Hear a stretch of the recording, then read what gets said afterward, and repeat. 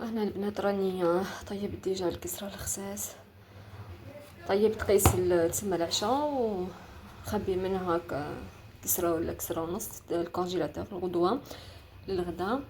هنا عندي هكا فخودة تاع دجاج راح دجاج شوطته راح نوظفه بالبيان ندير عليها مرقة صاي.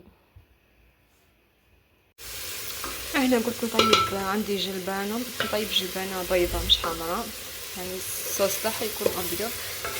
جيت درت فيها الكركم، شويه قرفه مرحيه،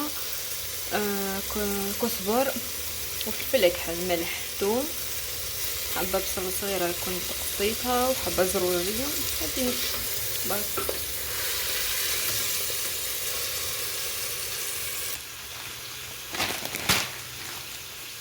غسلت الجلبانه حنحطها تتقلى بعد يا البنات مع الدجاج.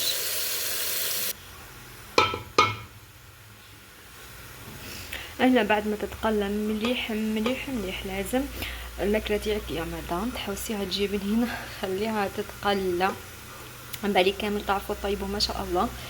مي العبد سبحان الله العبد ينصحوا.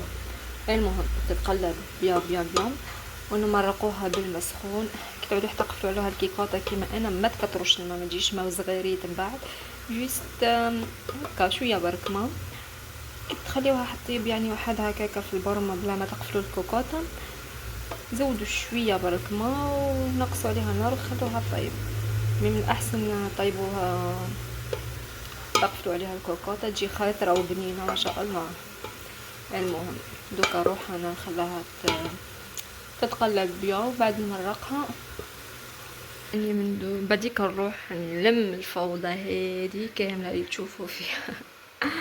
البوتاجي راها رحبت بسرعه ليسانسيال. كما تشوفوا هنا اللي كنت نخبز في الكسرة البيتران درتو لتحت في الارض بيسكن فوق البوتاجي. الغالونجي البنات كما شفتوني بقيله كنت نغسل في الحيط هذاك قست البريزه قد ندير بالماء، قست البريزه بالماء جيت جيت حندور البيترا فوق البوتاجي ربي يسرعني تريسيتي نحيته من تما وركبته لتحت حتى نتشيح الغالونجه ديك في الحيط بالبيان باه نعاود ندير فيها ليسونسيال.